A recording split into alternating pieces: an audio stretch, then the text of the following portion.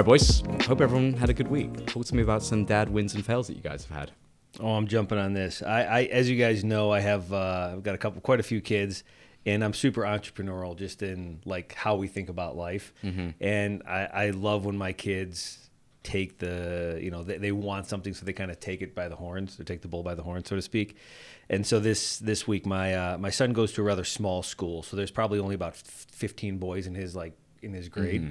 And most of them all love playing football. They all want to be football players when they grow up. And at that age, they're 8, 9, 10-year-old boys.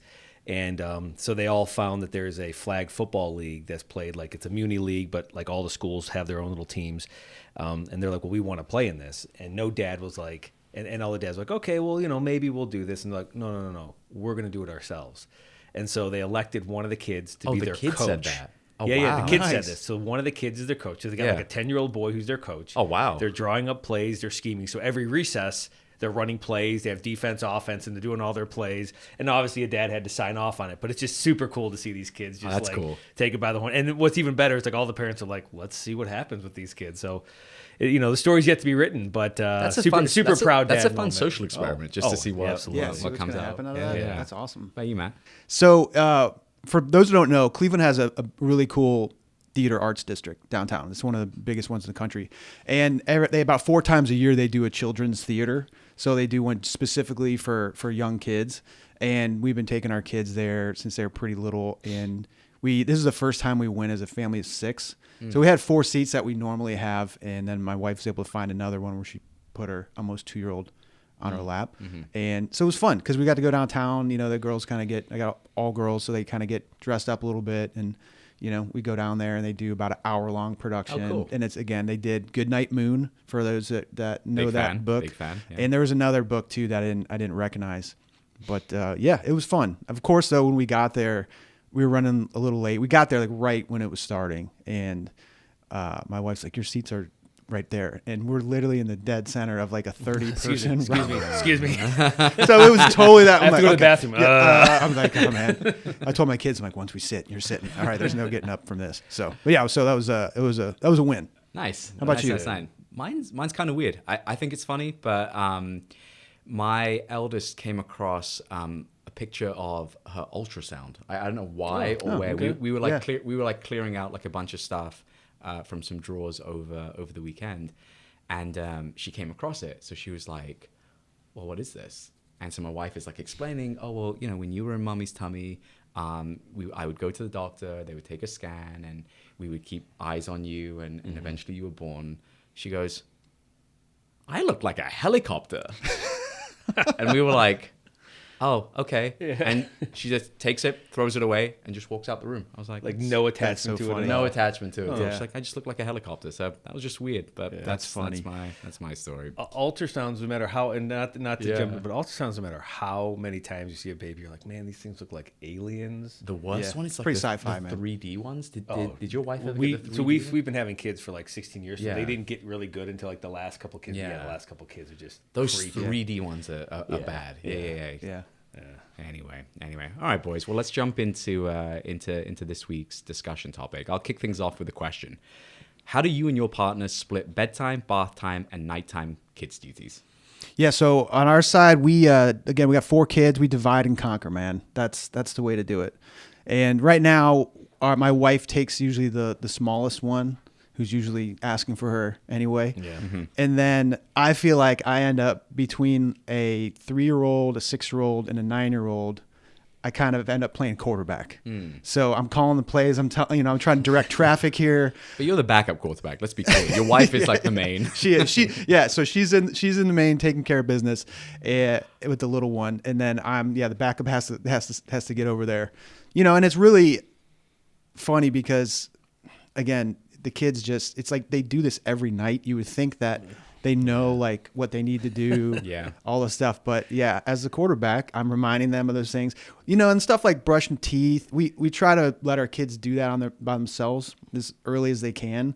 But we kind of check, a little bit. Mm-hmm. We give them a little check here and there. But, we have 3 kids using those 3 little kids trying to use one bathroom.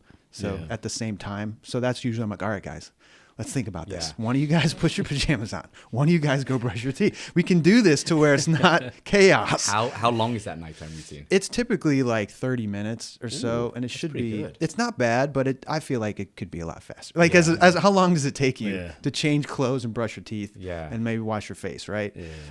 So, and it depends if it's a bath night, right? Too, and like we kind of rotate around with the bath nights, and then once the little one's down, then we'll usually split up and read because we like to read, and we have 2 girls in one room on a bunk bed right now, and so I'll either read to them, and then my wife will read to the other one. Do you read a book or you swap. freeform the story? We're pretty deep into Little House on the Prairie series. So you go through like a series with the kids. Yeah. We're on like book 6. They've read the first couple a few times, and it's actually it's good reading. Like they're asleep and you're still crushing the book. Oh my gosh, you have to let someone take this in my room. I obviously never read any of that stuff growing up, right? They're old books, but they're very descriptive, and the kids have to work so much. Like life is so hard, obviously, in like the 1800s. So we're always like, hey, what did Laura Mary have to do? You know, you can always use that later as like. There's nothing worse than when you're reading like a book or a story to like your kids, and then you kind of like start reading it. You're like, oh, this is a little bit darker than I would have expected. Yeah. Then you start freeforming the story, and you start skipping pages and getting to the end. That's where I'm at with, like, with my. When you can get them before they can read, really, and you get those books, you can definitely Yeah, you want to jump around a little bit. You can do that. How about you guys? How about you? Listen, we have a lot of kids, and I would say we're in a good spot now. I probably handle kind of bath and bedtime. I'll commandeer one of the older kids and be like, hey, help me tag team this. Nice. And so we get. Do you bribe them or no? No. I'll just be like, hey, I love you, sweetie. Want to help Dad?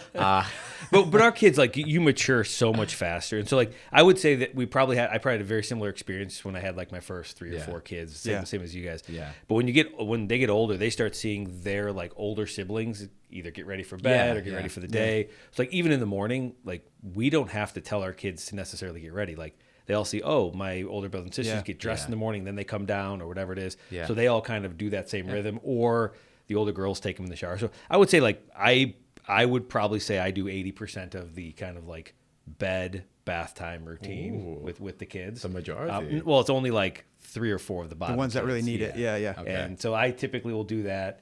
And my wife, she takes the baby because she likes taking the baby, and he hates when I put him to bed. So I like that's every kid under the age of 3. But I'm like, I'm going to put you to bed. I'm going to break you, son. Like, you will want Dad to put you to bed. It's like a wild stallion. You just got to like assert dominance over it. But no, my wife takes care of him for the most part. And it's honestly like, and I think we talked about this in the past, but like it has gotten so much easier as we had more kids, and just I as a dad have been like, listen, to your point, there's nothing I'm going to do to speed this thing up. Yeah. Right. I just buckle in, know that it's going to take whatever 20 to 30 minutes to it kind of also get varies through the kid by kid as well. Oh yeah, and they group together. So the more kids you have in this scenario, it actually becomes a little bit easier because they start taking care of themselves. Yeah. And just know that the bathroom floor is going to be completely soaked. Whatever clothes you're wearing are going to be wet. All that sort of stuff. So anyway, that's where I struggle. So on our side, it's what Matt said. It's divide and conquer. I'd say over the last 6 months, I have a visceral hatred for bath time. And kudos to my wife, because she has just taken on that mantle of doing the bath time. I don't know what happened. Like something just flipped in my brain that does not allow me to be in the bath, because I have some OCD tendencies, and some. You want to put that in air quotes? Air quotes. Let's do air quotes. There's something about like when the kids are splashing around in the water, it's going all over the walls, it's going all over the floors, it's going all over me. So you start getting stressed out by by that. And I've got a lot better with it. Dinner time, 4 or 5 years ago used to be kids would be in the high chair, food would be going on the floor, and I'm like cleaning it up in like real time. So I've kind of toned down that version of it. And I think I'll eventually get there. But when we had one kid, bath time was a bit calmer. Now that you have 2 in there, they're splashing each other. It's just utter chaos. So it's like I said, kudos to my wife for just taking on that mantle, because I think she realized she could see the red mist coming every single time. So I use that time as an opportunity to like tidy up the kitchen. So I'll clean up like the mess from dinner time. I'll do my dishwasher, obviously, and just get sort of things vaguely settled so that by the time they come down, we can then start the nighttime routine. And our nighttime routine is we do alternate nights. So one night I'll do both girls, and then the other night my wife will do the girls, and we just alternate. But the whole routine. So brushing teeth, story, taking them up to bed, etc. But the reason I kind of mentioned to you guys about kids being different is my eldest versus youngest, a completely different experience. So we start the bedtime routine around 7 for both of them. My eldest is anywhere from like 8 to 9. She's finally like settled and asleep. If we start the bedtime routine at 7 for my youngest, by 7:03 we're done. Wow. Yeah. She's just out. It's like you could place her down on a piece of cardboard and we'd be done. Yeah. I was going to ask you guys, are your kids good sleepers? Thankfully, yes. Yeah. But the act of getting them finally to sleep takes a long time with my oldest one. And I think it's just when you have your first kid, you're a lot more like, I need a sound machine. I need a nightlight. I need multiple stuffies in the bed. You do all of that stuff. And with the second one, it's just like, are you warm enough? Go to bed. Yeah. You're good. Go to Your bed. spot. Here you go. It's good. What about dads though? Like, what about our dads? I feel like it's a nice comparison always to think through. What did our dads do for that It's a routine? different time. I was going to man. say, yeah. Like, I don't remember my dad participating in the nighttime routine at all. Yeah, I'm like the same I way. can't remember like at any moment. Now I'm not saying he didn't. I'm sure there was moments he did. And I think it's always hindsight is probably 20/20, or the experience is probably different. Where my mom was doing it and she's like, hey, George, can you handle this kid or something like that? And obviously as a kid you don't realize that or understand it. But I would say I have no recollection of that at all. And I'd also say like I don't remember like what the patterns were if you took baths at night or if it was more like you took showers in the morning at that time. I don't remember what that was, like what was kind of socially expected back then. But no, I don't remember that at all.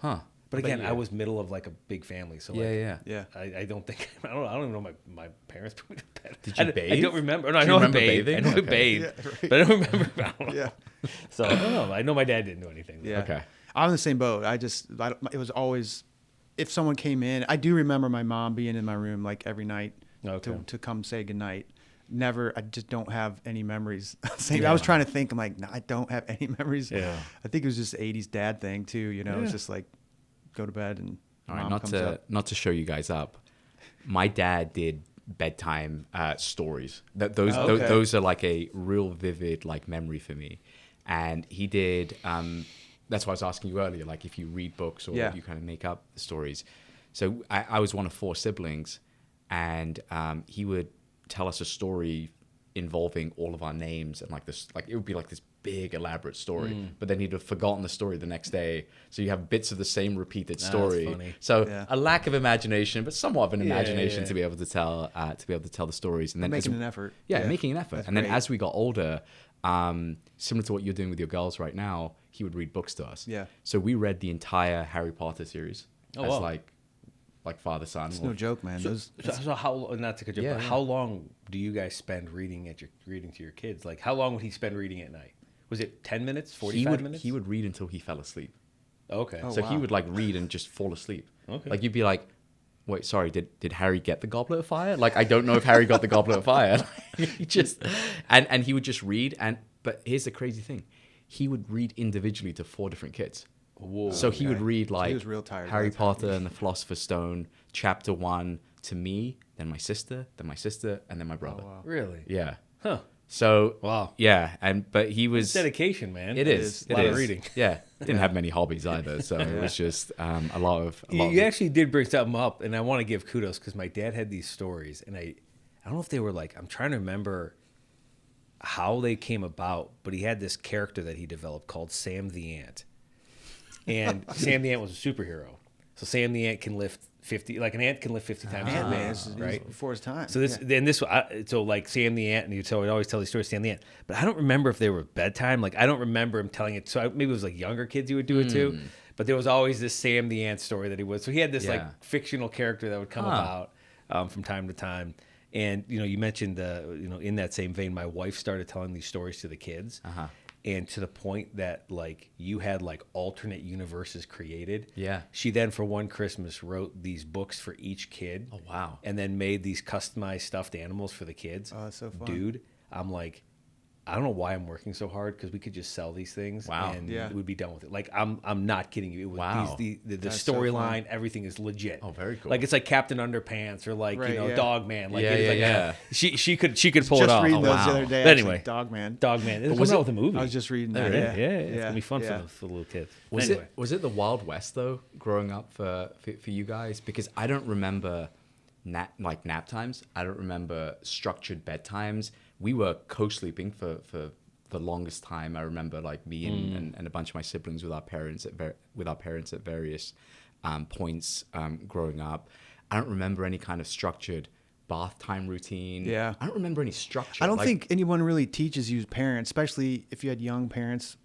There's no manual for it, right? So everybody's trying to figure it out. Yeah. I don't remember having a lot of structure either. when Yeah. we I were wonder kids, but I wonder if to call back to what you said, like every night it feels like your kids don't remember the night before. I wonder if that's just like Yeah. kids' perspective. maybe that is. Because a kid's day might as well be a year, right? Seriously. Whereas because I'm like, there's no way that our parents didn't have some. I mean, your dad read every single night, so he knew. Yeah. Yeah, he I knew. gotta start reading this Yeah. stupid book Yeah. at 7:00, Yeah. so I can finish by 10, so I can Yeah. go up and do my 2-hour Yeah, routine yeah. in the morning by 5 a.m. whatever it is. Like, Yeah. so there had to be some structure. I think you're right. But maybe Actually- as kids, you just don't even realize. Well, the reason I asked you guys that is because I don't remember any kind of structure growing up. We are pretty structured at home because it is 100 miles an hour from the minute the girls wake up to the minute like me and my wife are ready to start putting them down, and then the period from when they're down to when we then go to bed becomes like this sacred time. We get to catch up Exactly. as a couple. I get to catch up with some work. She gets to catch up with whatever she needs to do, whatever it is. And so that mental decompression with the kids is so important, which is why I guess I get so, amped up around like a bath time that isn't going that well, or a bedtime that's taking much longer than it used to. And I think I do need to mellow out with like a lot of that stuff. But why I'm always like antsy about like, okay, it gets to like 6:59. And I kind of look at my wife. I'm like, "Is it too early to start bedtime?" And it gets earlier and earlier every day, where it's like 6:29. Like, should we just start the bedtime? It's like, no. you gotta let them finish eating. It's like, you got home 3 minutes ago. Let's. I got to give a shout out to actually a lady that she has a website. She helps kids sleep, right? Taking care of babies. Matt, we did that as well. You know, care. Okay. Oh, it's awesome. Oh, really? It's so awesome. So our story was our first was like that first before they're 6 months old, right? Really right around there. Yeah. Me and my wife, she would wake up every hour, like she was using the pacifier, it would fall out, we'd have to go replace it. I mean, we were getting to the point where we just felt like we were losing our minds. So we were like, all right, let's split up 4-hour shifts where, at least we could get 4 hours of sleep. And that when you were in there with her, she would wake up on the hour, pacifier fall out, you put it back. By the time you fell back asleep, she would wake you right back up. So you just, it was a brutal 4 hours, right? And our friends had found Kara and her business and said, hey, you guys should really call this lady. And typical dad, I'm like, there's no way. I'm not paying somebody to teach kids how to sleep. Like there's all this stuff on the internet, whatever. Let me just say now, I would pay double to Kara. You're a saint. I would do You're a the same. saint. And basically, I finally gave in. We made the call, and she said, "Listen, if you do what I say, and for 2 weeks, your kid will sleep 10 to 12 hours a night. You won't have to. You'll put them down awake. They'll fall asleep on themselves, and they'll learn this skill of sleep, which again was a new concept to me. And so again, we were pretty desperate. I said, let's do it, and we just did exactly what she said, and it actually turned out exactly like she said. I'd say the first 2 nights are pretty rough. First week is tough. Now- First 2 weeks. Now is it like you let them cry? Is that part? part of of it? it. or- It's a part of it, but it's not like a true cry it out method where it's like, okay, well, you just don't go in. It's check-ins, you soothe them. Okay, I think I've heard. But this, it's the this whole pattern, routine. It's yeah. like there is like the environment that you're putting them in. Right. It is the whole routine that you're starting and finishing. And Yeah. But it was like when we actually saw that turn around, Yeah. and then we were like, wow, we can get her down by when she was a baby by like 7:30. Yeah. you just feel like, yeah, I have some time now before I have to go to Yeah. bed, where you're just like, we can actually be normal humans again Yeah. for a couple hours. It's funny you bring that up because my father-in-law, like, he doesn't talk. My father-in-law is not a guy who's like sharing, fatherly advice all that time, like how to be a great father or whatever. Not that he's not, but it's just not something we talk about regularly. Yeah. But one thing he told me that actually stuck with me, his kids, so like my wife's family, he's like they would just cry, and his wife would always go see what's going on and try to take care of the kid, whatever. But the last two, like, they would never sleep through the night. And so he's like, it wasn't until that she went away, she was gone for like 2 or 3 days on like a whatever. And he's like, as a dad, he's like, I was just like, I'm not waking up. And he's like, they end up like crying or whatever and getting through the night. And then from then on, they're perfectly fine. And so whenever we don't do her method or whatever. And we've been pretty successful with our kids in terms of them sleeping. But we also, like, they'll sleep in our bed for quite a while. Like, we're not like, all right, there's 3 months you're out of the bed, whatever. They'll sleep with us as long as we feel comfortable. Yeah. But it always ends up happening where, like, our youngest right now, it was like took forever to put him to bed. It was like she would have to lay in bed with him and all that, and that's not how we operate. But youngest, whatever. Yeah. Now it's just like she went away for like 3 or 4 days. Anna was gone for 3 or 4 days, and I was just like, dude, you're going to bed. You're going to stay in your bed. You're not going to get out of your bed. You know what's really funny? It fixed it. It Like, fixed it? literally fixed it. 3 days and it was done. You know what's really funny is, like, when my wife has social plans in the evening, and she's not involved in any of that routine, it is seamless. Like, I texted her the other day. She was at like a. I don't know if we want to tell them that though. Look, it's better if I don't do anything. My favorite part of it is, so she was out with some friends earlier this week, and I had both girls down in bed asleep pre 8 p.m. Ooh. Yeah. And I literally texted her. I was just like, this parenting thing is pretty easy, actually. You had your feet up when she got home. And just reading a nice. But, like, I was like hovering over the text. I was like, I feel like if I send this text, it's gonna jinx something. One of the kids is gonna wake up. But, like, I said anyway. What's like a good dad hack that you guys have for, like, helping your kids wind down? When your kids have, like, the zoomies, or they're just going, a little bit crazy before bedtime. Yeah. What's a good dad hack? Threats, typically. No, yeah. I actually, so something my dad would always do with me, just because I was like super high energy. Yeah. Is he'd always just wrestle with me. Yeah. And and like looking back on it, he would, this was all the time. I'd be like wrestling, whatever. And obviously, you're 40 pounds, your dad's whatever, 200 pounds. He'd put me like in a leg lock, right? And then he would just like fall asleep with me in a leg lock. And I'd be struggling. I'd be trying to get out. He'd like put you to sleep as well. Oh, that's so I'd funny. be struggling. So like with my kids now, when everybody's going crazy and I Yeah. know like, okay, it's 7:30, we should probably start kind of winding down. Yeah. I literally will just like crawl on the floor like a bear or like a lion, and like all the cubs jump all over me, and they like, and I'll just pin one down, slowly but surely, kind of like starts to get all the energy out, and then I'm like, all right, it's bedtime, and then everybody climbs on top of me, and so like I'll like try to walk up the stairs with like 6 kids like latched onto my legs and back, Kids and just everything. falling down the Oh, stairs. dude, We just lost one. It's hilarious. So they, that's pretty much how it is for us awesome. anyway. Like Yeah, you, that's man. fun. Yeah, it's typically when that time of the night hits, I just start like that's when we start like clean up, and it's usually met with challenges the whole way. So it's not usually an easy thing to get them to Is there chill out. anything that like is there anything that you can promise them or like get them pumped to like, okay, now we got to go to bed, like the story, So- like, hey, at every moment we're down here is one less moment for reading the story. That's exactly what we tell them. Okay, And if they're not listening, we say, listen, you're going to lose your story time tonight. And yeah. they do really love story time. The other thing is funny with the bath. It's changed over time. So when they were little babies, some of them like didn't like the bath, some did. Sure, yeah. And then like my 3-year-old loves she wants a bath every night. She loves the bath. So they go through this phase where they want a bath every night. And then as they get older, they kind of move to showers, and they're like, do we have to take a shower again like every night? And And it's funny because you just see Cyclical. that. So you can use it sometimes Yeah. and just, to get them up Yeah. there too. If it's a bath night, that's a lot easier. Do you guys ever use like a timer on your phone? That's a good one for us. There's like a cleanup song my wife knows that you can put on and like to really? help clean I up, remember and that, it's yeah. like I think I found that it's hard for kids to be able to contextualize time usually. So We'll say, you have 5 minutes before we have to do bedtime or whatever. And she's like, well, what's 5 minutes? Units of what? Like, I don't know what 5 minutes are. And so we'll have like a timer on one of our phones. And sometimes we cheat the system. We'll be like, you have 10 minutes, and it's like a 3-minute timer. But just, whatever. dad hack. But we Lie to your children. right early on, yeah. But that's one thing that has really helped, because while we may not represent authority, my wife and I, the phone timer represents authority. So like as soon as the timer starts going off, she's like, okay, well, must be time for me to actually get done. So I think that's helped as well. And then similar to what you said, like when you can tell they're in that like slap happy mode and they're just being just a little bit crazy, it's usually something physical. Just please jump on the couch. We typically will take all the cushions like off like the couch, just allow them to just be like jumping off and you know all that kind of stuff as well. So it kind of it helps from that standpoint. What do you think your kids' perspective would be on bedtime? We've given like what our perspective is, but if your kids had to explain that routine, what would they think? Yeah, I know with my like oldest, she just wants to stay up late every night. She thinks something magical happens. When did when that start? Because both of you have kids older than mine. Like when does that start? When does it start? Yeah.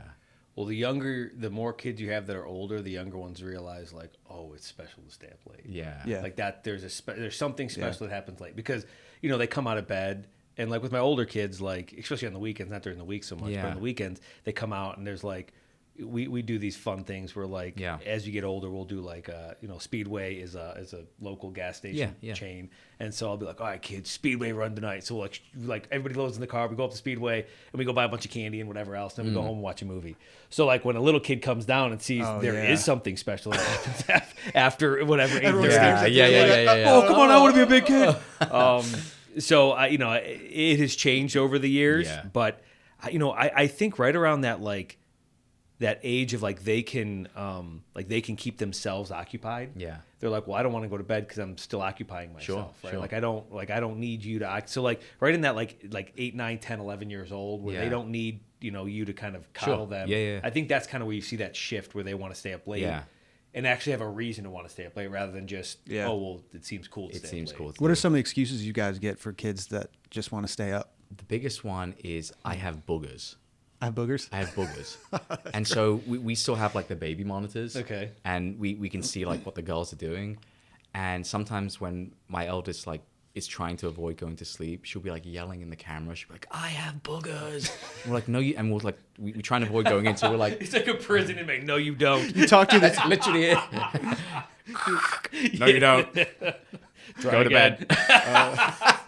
But then it gets worse because then on the camera you see her rooting around. Oh, trying to find one. She's like trying to find, and eventually I'll prove you wrong. You're gonna get a nosebleed. She does. So every now and then she'll get a nosebleed, but every now and then, 20 minutes later, she'll be like, I found one. Oh man! And then she like gets out of bed and she knows where the camera is, so she gets super close to the camera and she gets her finger and she's like, see? It's like a weird Blair Witch project. Seriously. And you're like, the camera. You're like semi-proud that she's managed to somehow do that, and then you're also really irritated that she's managed to do that. So I have boogers is kind of like the weirdest one. That's funny. That's a good question. That's funny. I can't think of anything that my kids do consistently besides like, oh, I'm afraid, or I'm hot, or something like that. Yeah. Oh, those are really pretty generic. Ones. I don't think we have anything. The bathroom I get a lot. Oh, I just have to go to the bathroom again. Yeah, we have that too. And then thirsty. I'm really thirsty. I'm really thirsty. Well, if you're not thirsty, you don't have to go to the bathroom, kid. Right. Well, how are they?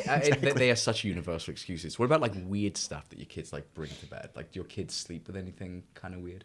We have like blanket. We have like these blanket, which the dad hack in terms of like blankie. So my wife grew up with a blankie. Like it's got these like edges, and they're like actually like somebody did a bunch of psychology on like the type of material on the edge. The muslin, little muslin kind of yeah. Okay. It's like that, and they have these edges to them, but there's something with it. Now I didn't grow up with that. It was like outlawed in my house. You weren't allowed getting attached to anything. Right?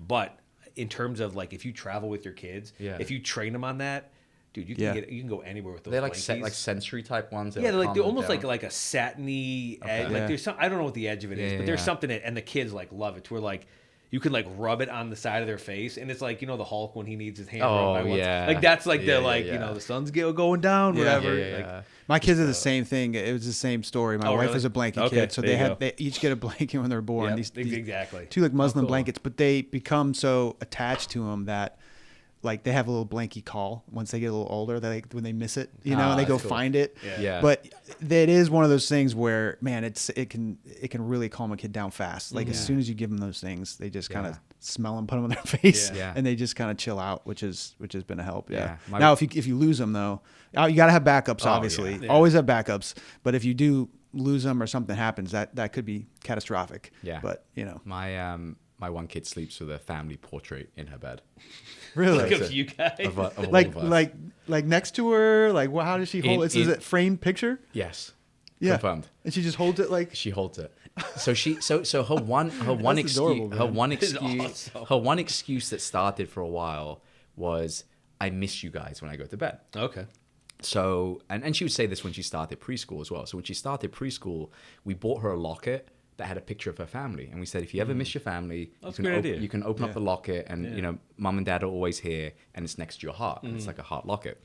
And so then that morphed into bedtime, where she was like, well, I miss you guys, and it's obviously dark, so she can't open up like a locket to see. So she has a night light now, and then plastered to like a princess bed, she has a family picture, but then she has a framed picture that just stays next to her pillow. So she sleeps, and then on the pillow next to her, there's just me, my wife, my other daughter, her. That's great. Just a collage of us like doing awesome. that, which is cool. Yeah, that's awesome. Let's move to listener corner. So, if you could outsource one part of the bedtime routine forever, what would it be? Might be the late night wakings. That would obviously be it. You know. I don't think there's. I think there's, you know, when you're have especially newborns, you know, people that sometimes get night nurses and stuff because you have that in the hospital, and just to try to get some sleep, especially when you're a new parent. But yeah, as that goes on, man, the interrupting sleep is the hardest part. I would definitely, especially the older you that. get as well. Yes. It becomes harder. Harder and Yeah. harder. Yeah, I won't steal that one because I truly believe that's true as well. I think you guys know. At this point in the season of parenting that I'm in, if I could outsource the bath time routine, I absolutely would. Like I said, for some reason, it just hits all my trigger points. So like I said, kudos to my wife for taking the lead on that, because I'll eventually come back around to it, I think. But for now, I think I'm just better off doing something else. Yeah. I'm going to take this in a little bit of a different direction, because I think I've had different, like as you have different age kids, you kind of go through different things of like, okay, this is the absolute worst. So like, waking up, or like there was a time with bath time, dude, I was in the same boat as you. It was like, I would have 3 or 4 kids in the bath, and I just remember like losing my absolute mind. That's reassuring. Yeah. Like just losing my mind. Because I had a million other things going on in my head. I had just launched a company. We just moved. It was like I was traveling it was terrible. And like then these kids would be screaming in the bathtub, and it's like this like echo, like not like an echo chamber in the sense of like someone getting feedback. It was like a literal echo chamber. Yeah, you're in my mind right now. Yeah. And my head would just be like pounding, and I'm just like, why? Every night we're doing the exact same thing. Why? But like I said, like I do the same thing now, and none of it bothers me. Because it's like it's just a factor of time. Like, it's 10 to 15 minutes or whatever. As well. Yeah. So like I would say like ultimately like it changes over time, but I try to always pick out like the great parts of it. And so like I shared with you guys a story that happened last night with one of my kids. And as your kids get older, like your other kids go to bed, and your older kids obviously stay up late. So my older kids now stay up. I mean, they're up till kind of when I go to bed now. But the parenting style changes. So you go from being like feeding, wiping butts, whatever, to like the psychological. And I actually like really enjoy that time. Yeah. So like all the other stuff is kind of just like, oh, whatever. Then I'm almost like I get to hang out with my friends. Yeah. Because they slowly start. And now we still have a very much like a parent-child relationship, but you converse with them like like they're your friends, and so you get to talk to them about what they're going through and all sort of stuff. And you know, sometimes those conversations are extremely long. Yeah. And you're trying to get work done, but overall, you're like, man, I'm a freaking good dad today. Like I checked off the box for being a good dad. You are today. a good dad. There you go. There you go. Yeah. But edit that out, Matt. Yeah, don't. But the beautiful part about it is like it doesn't look the same for everybody. Like there are seasons in your life that you're going to go through where it feels like, oh man, this dad reads Anne of Green. Yeah. No, what was it? Not Anne of Green Oh, Gables. Little Whatever House it on is. the Prairie. Yeah, Little House on the Prairie, Series, man. yeah. I suck because I just Yeah. I travel 6 Right. days a week, or whatever. Yeah. And I would say there are absolutely seasons in your life. I as like a that dad. phrase. My wife uses that phrase as well. Like, sometimes I'll be like really frustrated about something, or I'll be like really unreasonable or something, and she's just like, "It's just not our season right now." It's just, and Yeah. it is definitely a perspective change. Thanks for sharing that, because that does resonate with me for like the bath time routine. Is when you have so much, and just not just bath time. It applies to every aspect of parenting. When you have so much other stuff going on from like a cognitive load perspective, you tend to get more irritable when you're around, your kids, because they don't appreciate that. You can kind of say to your wife, I'm struggling with this, or I just need a minute to decompress, or I have to respond to this email, or I have to do whatever. Right. And she can obviously navigate that, but your kids don't navigate that. Your kids don't care that you have to do that. My wife has been great in terms of just being like, almost like calling me back to reality when that happens. Yeah. Like, is 30 minutes going to change whether you send that now or later? Or is it so pressing right now, you should just go do that and the kids just go to bed 30 minutes later? Or whatever it might be. Yeah, right? yeah. As opposed to being like, no, I got to grind through. Because it's like at work or whatever, you're so used to just being like, okay, the most painful thing is what I want to grind through first. Yeah. And then I have time to, and so like typically I'll be like, okay, let's get the kids to bed. But she's always been pretty good at being like, hey, like, don't ruin the opportunity to take the time. Like, if you're going to spend the time, try to min-max the time you have, both from a relational standpoint with the kids and everything. So she's always been pretty good for me in terms of that sort of baseline. Yeah, setting. we made a drastic shift like a while back as well around like phones at the table. And when I say phones at the table, it's actually just me. Like, my kids obviously don't have phones given their age, but it's the same thing where it's like, is it a quick 2-minute email that will then allow you to be more present with the kids after, or is it something that like requires you to actually sit down, spend 30 minutes or whatever? So she's very, very good at doing that. I think just having that like open relationship from that standpoint really helps. Well, that's awesome, boys. That was a fun episode. Let's move on to sort of closeouts and start thinking about our dad interests. Matt, do you want to kick us off with a dad interest that you have this week? I have a book my wife recommended me that I've been slowly getting through, but it's called Cage Free Kids. And it's very fascinating. It talks about how our generation of parents really have like the latchkey generation. Yeah, like so tight gripped on our kids. Generation, yes, not a previous generation. And how in previous generations, there was this idea, like all of us growing up, we didn't have phones. We would just leave our houses. We'd come home for dinner time. We could go to the park. We could go to stores by ourselves. As soon as we could ride a bike, we could ride our bike to a store.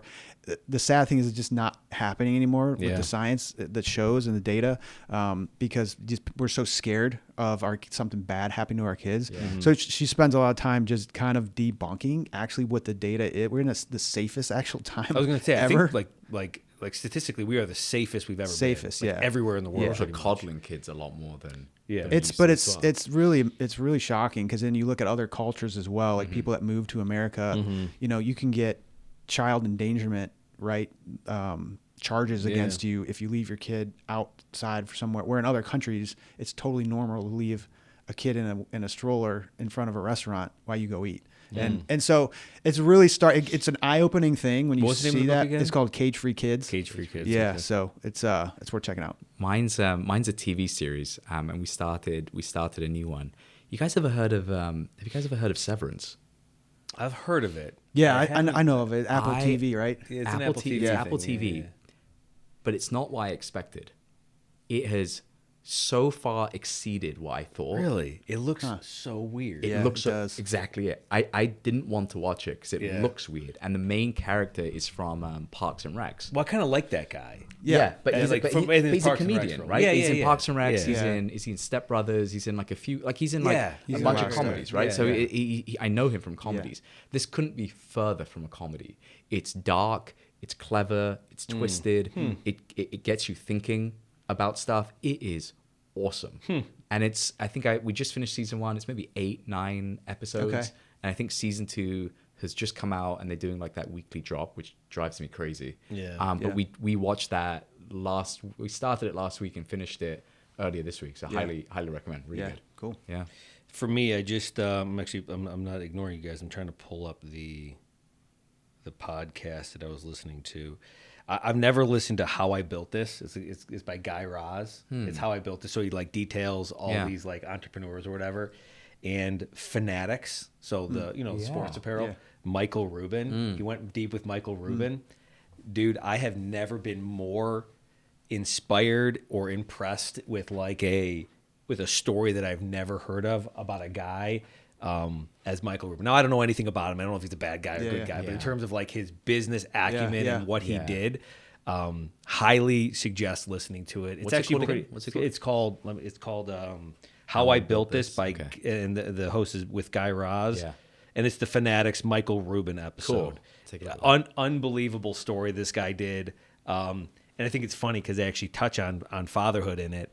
And he's got a pretty good line in terms of like he thinks he's a good father. He knows he's not the best father. Yeah.